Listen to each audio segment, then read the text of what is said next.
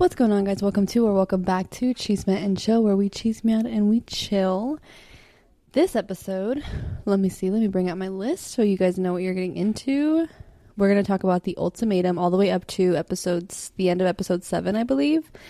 The Last Resort season 2, episode 2. The whole thing going on with Luigi. I didn't write down his last name, but he is being alleged the murderer of the United Healthcare CEO. And this last one, I'm actually going to take out. I'll tell you guys what it is at the end, and you'll know why I took it out. But I'm going to tread very carefully when I talk about it. So first things first, the Ultimatum. Okay, I have been dying to give my thoughts on this because I see everybody online talking about it, and I'm just like, I want to get into it, okay? First things first, okay, what did I talk about last time?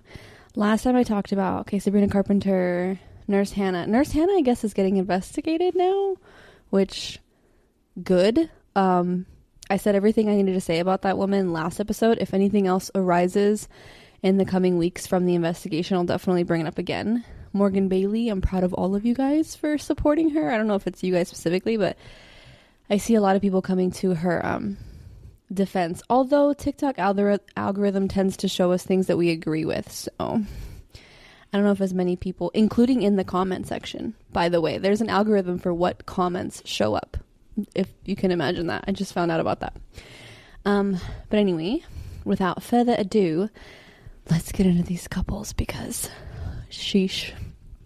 All right, let's start with the two couples that just went in and out. Okay, we have Dave and Vanessa, and what are the other two? Why do I want to say Chloe? I don't feel like that's her name. So when they first came in, off the bat, I did not like Dave. Immediately I was like, while she was talking about her feelings, he was talking about how he couldn't wait to get to know the singles, which is crazy because he ended up realizing very quickly nobody really liked him. And honestly, I feel like the girl that I keep calling Chloe, but I don't know her name.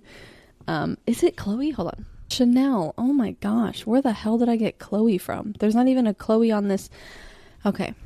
Anyway, so I honestly feel like Chanel just talked to him because maybe she felt bad for him. But I don't know. Vanessa's just this light. I really like her as a person. I mean, we got very, very little of her. And I was proud of her for diving headfirst into the experience, if you will. And I think with Nick, honestly, I think a part of her leaving was a combination of, maybe she did feel really bad for Dave, her original partner. But she also saw some of the red flags with Nick that the audience didn't see until a little bit later. So yeah. Anyway, Vanessa and Dave left. Don't have much to say about that besides Dave needs to be more appreciative of his woman and not just go crazy and put in effort when he feels like he's about to lose her. Same could be said to Nick, obviously. And yeah, so they left, and then Chanel and Micah left. Honestly, I really could not read Micah. He was the one person that I just was he's quiet, and it's hard to read. It's hard to even look into people when they're quiet on reality TV because it's either because there's cameras and they're a little more reserved because of the cameras, or they're just reserved in general. The one part that I really appreciated about him is that he kind of told, what did he say? He said to somebody, as long as Chanel is safe, he's fine, or he's okay, or whatever, keep her safe. And I thought that was really, that was one of the only times we saw him express his emotions, honestly, which was really, really sweet. I don't remember, I don't know why exactly he's not ready for marriage.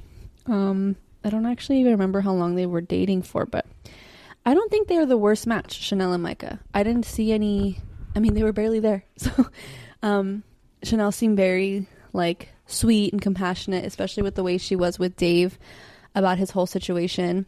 I think It's possible they're both really good people. Maybe he's just not ready for marriage, and hopefully they'll get on the same page soon, because it sucks seeing couples like really, really into their relationship, like 5, 6, 7, 8 years. And it's like the girl's kind of wasting her time, because I feel like with men, and I could be wrong, this is just my theory, but I feel like men always know, like, if this person in front of them is the wife. And I think it's true what they say. I think it's like the taxi cab theory or something, where men don't necessarily marry because they found the one. They marry when they feel like they're ready. Sometimes it happens at the same exact time, but even if they found the one, they won't do it until they're ready.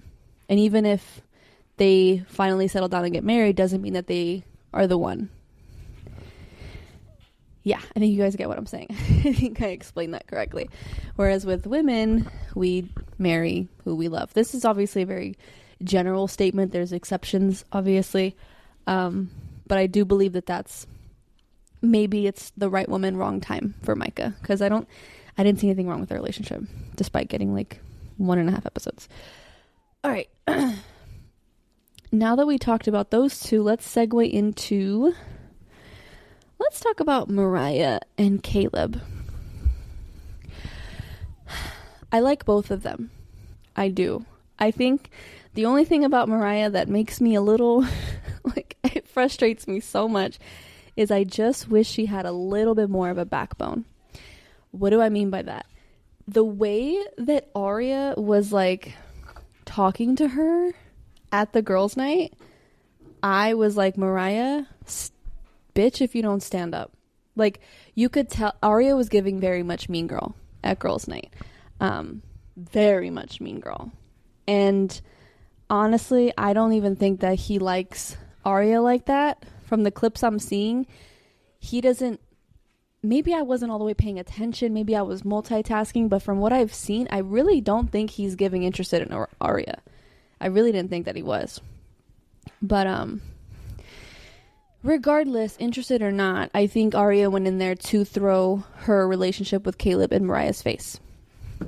And this isn't baddies. Obviously, I wasn't expecting Mariah to jump up and, like, slap her. Don't do that. Or do. You make good TV. But say something, like, does it make you, can you hear yourself kind of throwing the relationship in my face? What are you trying to do by telling me this? I know I'm just being honest. Yeah, you've been talking about it for 15 minutes. It would have been honest if you said, yeah, we are building a connection. I just wanted you to know that.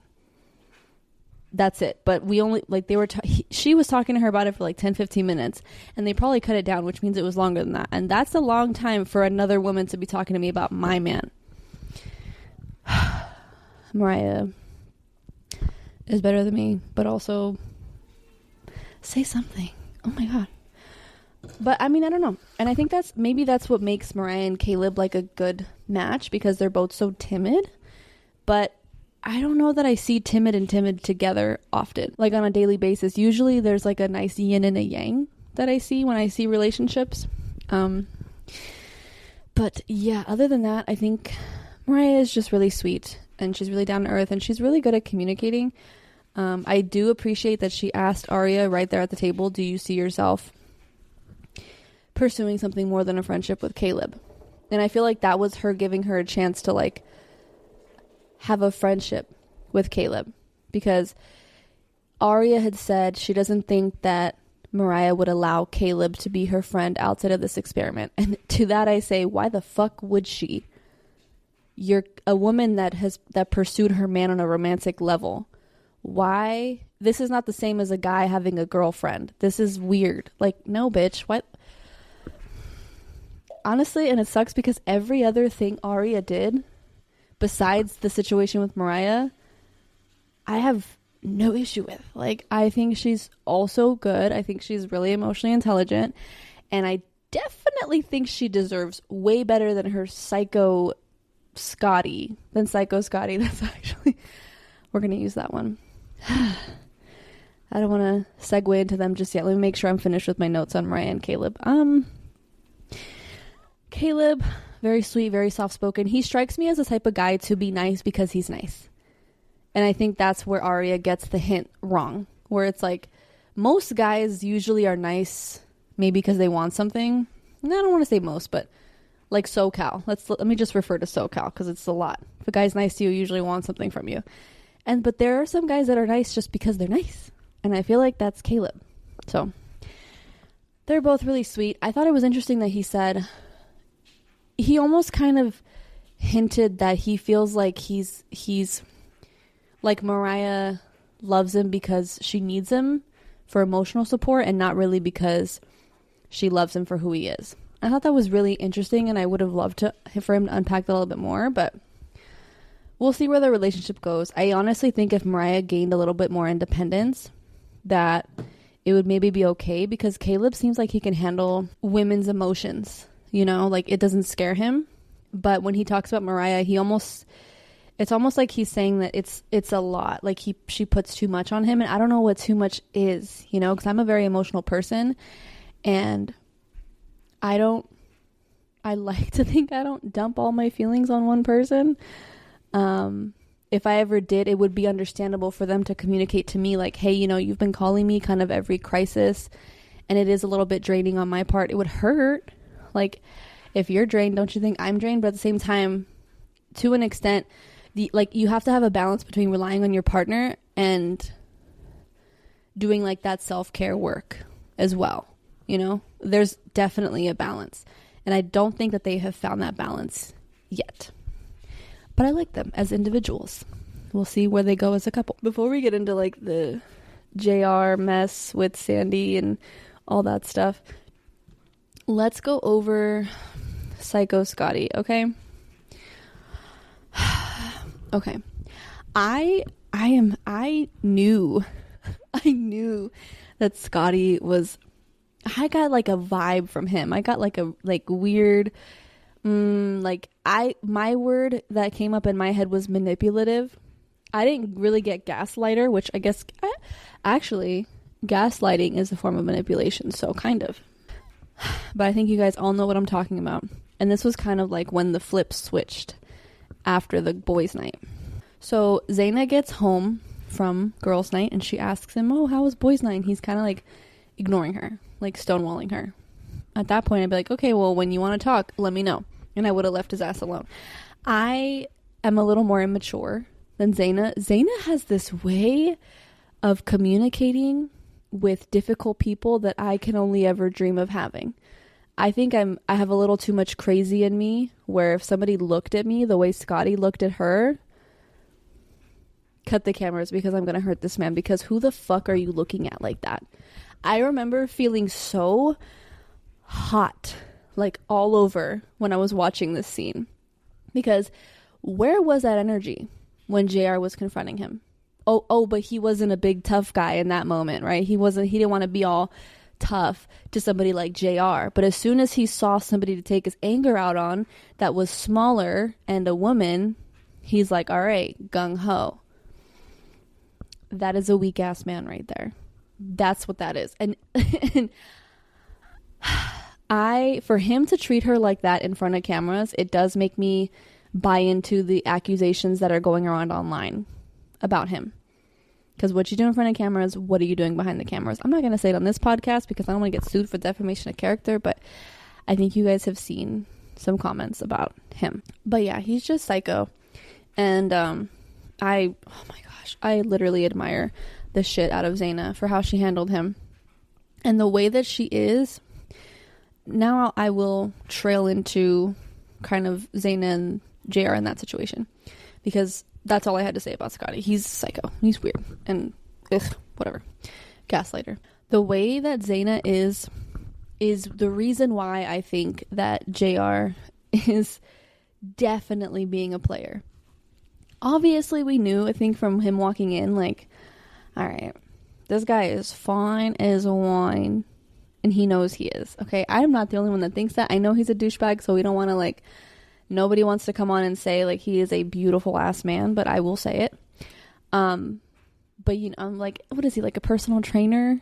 And, like, he used to be chubby and now he's not. It's always the muscle men that used to be chubby that are, like, the most arrogant. I'm like, did you forget where you came from? Like, when went to the gym with this guy, and I had first met him when he was like, we were both a couple years younger, so we were both like in our, like, I think we were both like 19, and he was like chubbier, and he like kind of flirted with me, and then that was kind of it. And then fast forward, because I used to work at the gym, he like reached out to me, and he was like, hey, we should like work out together. And I was like, okay, like, yeah, I haven't seen you in a while. I was approaching it as a friendly level because I didn't like him as a person even when we were both 19. So I was like, all right, we'll get in one workout. I'm thinking like, let's see if there's some growth there. Like, sure enough, he was like worse. We went, and okay, yeah, he like muscles, good for you, congratulate. And I told him, I was like, good for you, like, that's really awesome. I know you had like these goals, because I was a personal trainer at this gym when we were 19. Anyway, this guy was like I kid you not, making comments and like making fun of people there that were heavier set. And I was like, I'm telling you, they're the worst. Anyway, not always. Just made me think of that. So, all right. So JR and Zaina, right? We kind of knew he was a player from the beginning. Him and Sandy, the way he went, I think he went to Scotty, yeah. And he was like, hey man, have you ever tried a white girl before? And I was like, oh my god, dude. I'm like, I want to defend you, but you're making it really hard. Like, so then he gets into that relationship with Sandy. I mean, we know they had sex. Like, come on. First, they had all this sexual tension, and all of a sudden, there's not as much sexual tension. Y'all released something. You guys released something. And this is what I think. I think that the producers aren't going to release anything, kind of making it seem like they're not going to show. That way, in hopes that JR and Sandy deny it. That way, at the reunion, they can be like, well, actually, and then play like, obviously not them having sex, but you know when they like pan out of like the hotel, and then you hear like sexy sounds, and it's like very like insinuated what happened. I bet you that's gonna happen, because I know they have something that gives it to us without like giving it to us. Obviously, it's the Netflix. But yeah, so yeah, I think he's just the whole in it for the hall pass thing. Nobody told anybody that. That's just, it's like, no, the audience thinks that organically because that's how you're moving, dude. But Zaina is quite, and I don't want to be dramatic, but she is quite literally like the most perfect woman, like wife material, 100%. A lot of the women this season are, but she brings it to like a new level.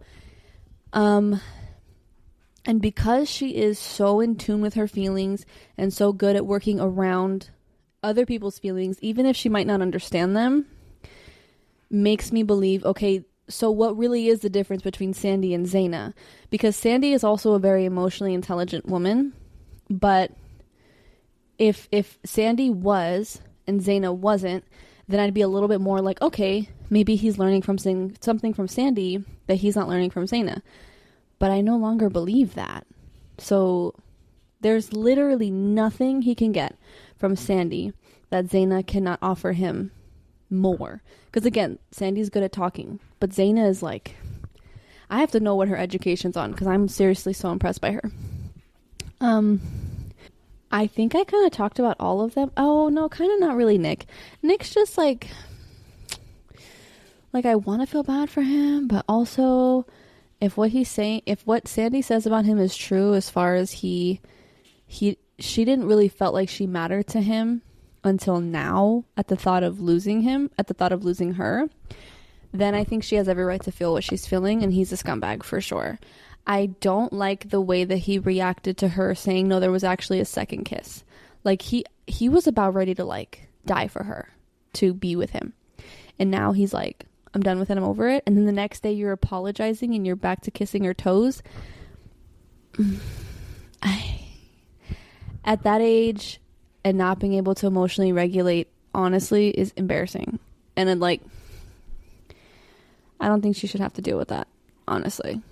The other thing is, I saw online, somebody said, come on, y'all, we all know that Nick is, like, using. And I'm like, he could be, but also, like, he could also really just be someone that cannot regulate his emotions. I know one or two people like that, and it's very real. They don't have to be using. Wait, is this person? No, I don't think the person I'm talking about uses. But anyway, emotional dysregulation is more common than y'all think. It's just not always on camera. Plus, look at Scotty. Although Scotty has like a demon in him. That's not emotional dysregulation. That's like a demon. Those are my thoughts on the ultimatum. Honestly, I don't even think I have any predictions as far as like who's still together, or I think Zaina and JR are probably done. Like, even if they stayed together after the show, Zaina, she's beautiful, she's strong, and she knows those things about herself. So I think as soon as she saw like them two on camera, how JR actually was with Sandy, I think she would have been like, all right, no. And on camera, like, come on, dude, you want to embarrass her like that? Even if you guys didn't have sex, you guys are clearly, the connection was clearly more than you let on to Zaina. So yeah, those are my thoughts. I hope that Sandy leaves Nick. I hope that Zaina leaves JR. I hope that Mariah and Caleb learn to better balance, you know, what I talked about earlier, where like how she relies on him emotionally. Maybe I hope that they figure their relationship out, because they seem very sweet together. They just have to figure out that little kink.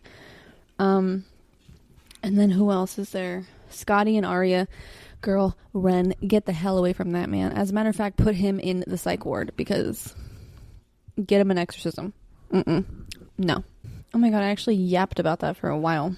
I was going to add in a dating story too, but you know what? I actually think I talked about that enough, so I'm not going to add that. If you guys want me to tell like Hinge date stories, I can. I have a lot. I have a few, but I can tell them. Anyway, next thing we're going to get into right now is The Last Resort Season 2, Episode 2. And I'm aware a new episode drops tonight. I probably won't even get this episode out tonight. It's Sunday, December 15th. But let's see. Okay, so the couples that we have, one thing I might do is I might just like, I guess I'll talk about each episode. So Rob and Sophie, again, okay, so in this episode we had an issue brought up where Rob said that Sophie did not admit to previously sleeping with a guy that she introduced to Rob. And I have to say, and again, this is coming from somebody that usually takes a woman's side, I think that she's wrong for not telling him. And it is, I can understand why Rob is frustrated that she's not understanding the problem. Like, the problem, as he said, isn't the fact that you did it when you were younger. It's the fact that you didn't tell me.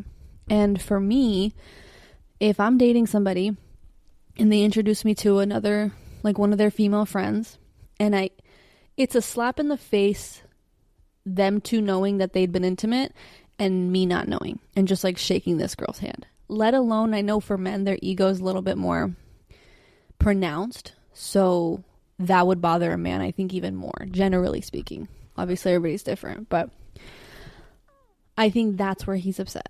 Actually, I know that's where he's upset. And I don't know, she does not take criticism very well.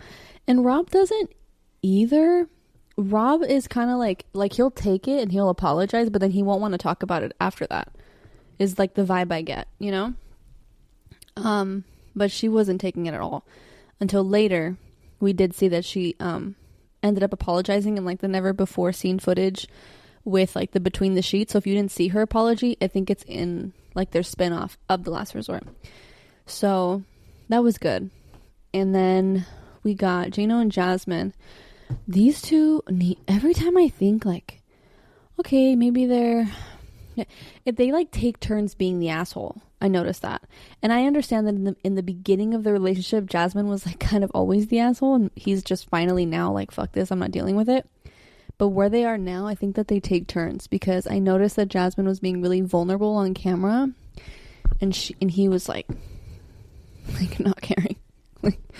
And I'm like, these two are never gonna get anywhere, like, you know. So I don't know about those two. Her calling another man to rely on him emotionally is wrong. It's wrong. I think that that's cheating. Even if you're not physical with them, and even if your friend is speaking good about the relationship you're in, I think it's emotional cheating. If I found out my partner was calling a female about our relationship and like crying to her about me, I would be like so devastated. And we break up. That's cheating. That's just cheating. Ari and Binyam, honestly, I don't have anything to say besides he does not like her. I don't know what happened between the last time we saw them together where he was like begging for her to marry him to now. But he doesn't like her. I don't even know why he's there. I mean, if they're paying them, that's probably why, but I don't know. We'll see what happens with that. Josh and Natalie, he likes her probably for the sex. Like, probably. He probably sees like a very strong Ukrainian woman and he just wants to like sleep with her. I'm shocked that Rob has not approached Josh yet about, hey, like, I want to clear the elephant in the room, but like, I know you were hitting up my girl, so just wanted to clear. I don't know what they would have talked about it, but I'm surprised Rob didn't say anything because he strikes me as like a little bit more confrontational than what he's being right now, but maybe, I don't know. That's for the best that they didn't. Oh, Stacy and Florian. What happened this episode? She was just crying, about wanting to release the rock of not trusting him. And I felt bad for her. Because you can tell she's tired of it. Like, she really wants to trust him, but she can't. And she's like kind of blaming herself, kind of blaming him. And I'll be honest, one of the therapists said it between the sheets, but as long as Florian keeps going out to the clubs and allowing women to flirt with him, allowing it, she's not going to trust him. And honestly, he's married. I don't even know why he's going to the club out by himself anyway. Like, as a husband, it's kind of weird. That's just me personally. If it was like his job or he was getting paid, maybe. But if you're just going to the club by yourself as someone's husband, it's weird. Oh, Julia and Brandon. I saw somebody somewhere say that they don't even think that these two have a problem. They just wanted like, maybe the paycheck from the show. Because other than like their issue with the child, they seem to be really like happy. Like, they're used to each other's quirks. They get on each other's nerves like on a normal level of couples. And this seems to be like the only problem is the children, which that's going to be hard if it is a real problem because you can't have half a child. There's no compromising there. But that was it. That was all the commentary I had on the last episode of The Last Resort. And then other than that, what else? What other notes did I have? Oh yeah, this guy Luigi, the one that is being accused of murdering the assassination of the CEO of United Healthcare. A lot of people are like, there's so much speculation online, you guys. I don't even know what's real and what's not. But somebody was saying like they don't even believe he's the real guy. The government just wants us to believe that like it would be dangerous for a guy like that to get away with murdering a CEO or assassinating one, because if let's say that happened and the government or the police couldn't catch him, then people would start to be like, oh my gosh, so I can just go do that and they're not going to catch me. So there's like conspiracies that Luigi is not the real guy, and that there's like conspiracies that Luigi's not the real guy, and like they just don't want us to think, the public to think, that they don't know how to catch suspects. I have to see more stuff unfold.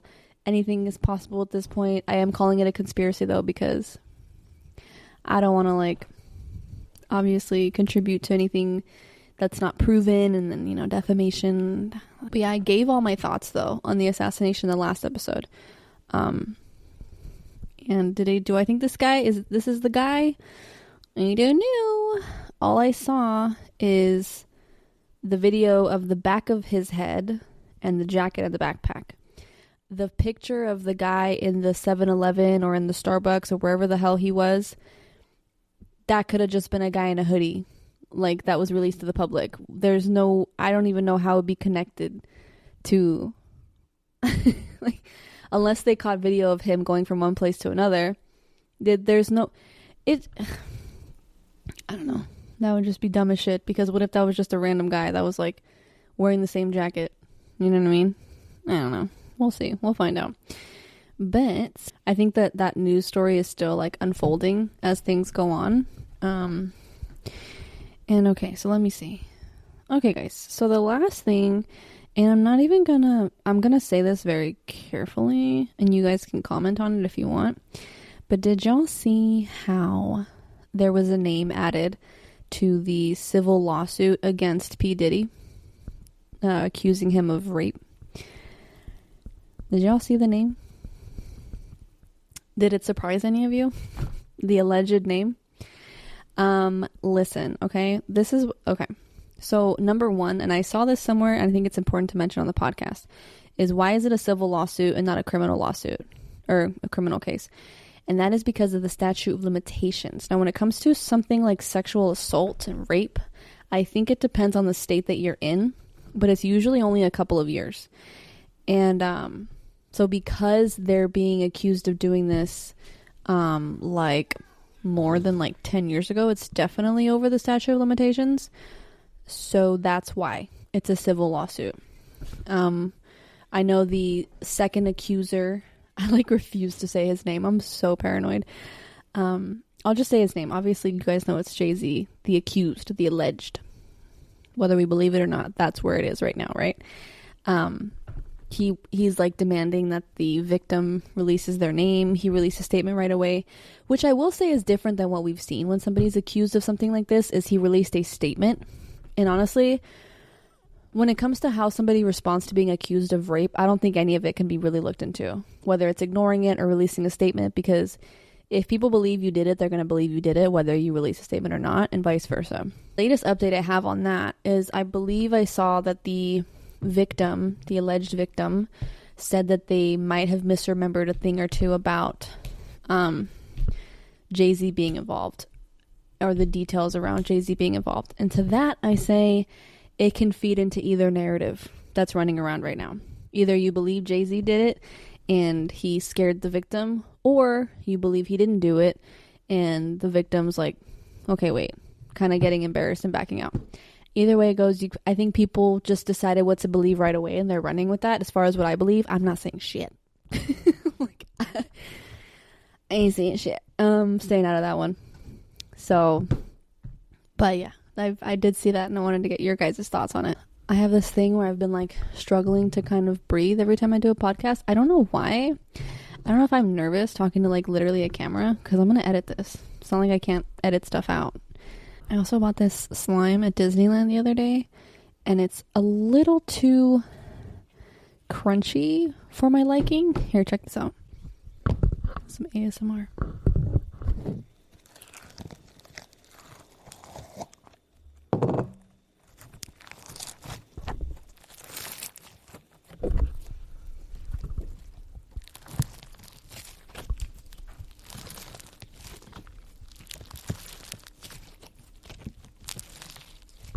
For free.